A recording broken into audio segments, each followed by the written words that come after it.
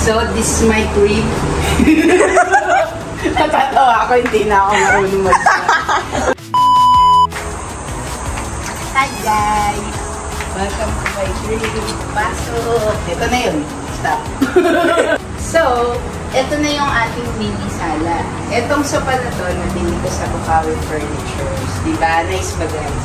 Tapos ito, binili ko na lang to sa Shopee para may takip. Same color lang din. Tapos ito naman sa TikTok shop. Yung mga punda. Kasi yung unang kasama na siya, free na din siya sa TikTok shop. Okay. Tapos ito, inirang ko na. Ngayon, ito naman yung TV rack. Ito yung pinakahuli kong purchase kasi para nga mag-accentuate dito sa wall na fluted panel. Ito, nabili ko to sa Pure Gold. Diba, nice? Sale yan. Kasi itong TV, nabili namin sa Abenson. Sale siya. Kasama na din yung, ano tawag dito? Soundbar. Yan. Siyempre, merong Swinsky. Diyan lang siya. Yami siya dyan. At as you can see, meron akong mga lights na, ano tawag dyan? Spotlight. Spotlight. Ito siya. O, pagbuhan. Okay. Nandito naman tayo sa mini kitchen. So, wala pang gamit. Nagpagawa pa ako ng cabinet. Yan. Sakay dyan. Ito lang yung aking sink. Isang maliit na sink. Tapos, pwede mo na lagyan ng anik-anik. So, ngayon, alak mo na lang.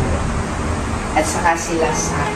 Tapos, yung pinagawa ko na lagayan ng sa ilalim ay ganito lang. Kasama na siya na ginawa yung mga doors sa windows. At ito naman yung ating next purchase. Kasabay ng TV ay ang ating cute na wala naman laman. So, pakita lang natin na siya ay 4-door na Kondura inverter. At ito po ang laman. Water. Saka juice. Bawal inaman yan. Display. Tapos, meron din tayong freezer. Siyempre, may laman din kunwari yan. Pero bawal yung kainin sa display. Sarap. Ito ang first room sa baba ng bahay. Yan. Pasukin niyo na. Ang room ni Mother. Magkaway ka, Mama. Busy siya mag-cellphone. So, itong room na to, meron dalawang window. Yan. Para well-ventilated. Meron din siyang aircon. Yung aircon na yan, pag binuksan mo, parang nagiging centralized na yung buong sala. Kaya maganda siya. Kala mo centralized yung bahay. Next is ang ating banyo. Oh, yan na. Tapos na.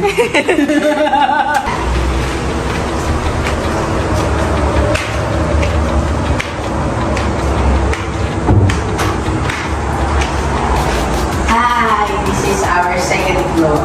Yan. As you can see, meron siya mini sala. So, nagpagawa din ako dito ng built-in cabinet. Pero wala pa. Antay lang. Tapos, lalagyan natin dito ng mini sofa.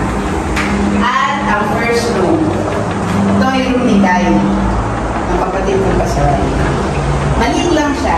Pagpasok ko, ayun siya. Tulog siya. Wala nang bedsheet. Wala rin ito cabinet. Pero pagdating ng panahon, palalagyan ko. So, same din. May isa siya pintana. Tapos, meron din window dito para sa ventilation. Yan lang. Very small and cute. Next is the master's bedroom. Ito yung room ko. Ayan, pasok guys.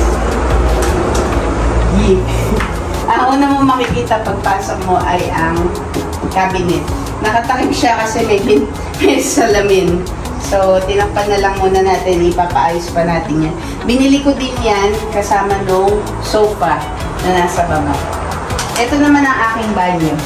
Na mayroong hindi pa siya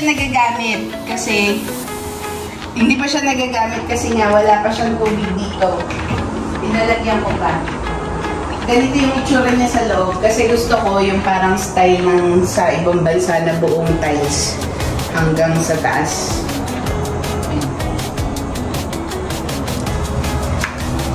Lalagyan na yun. Tapos, ito na siya. Meron din siyang window dito. Ilalagyan natin ng window. Saka, syempre, ayoko kasi ng curtains. Kung ganito yung gusto ko. Meron, ang makikita mo dito sa kanyang background. Ay, bukas ko na to. Ay, mga sagingan.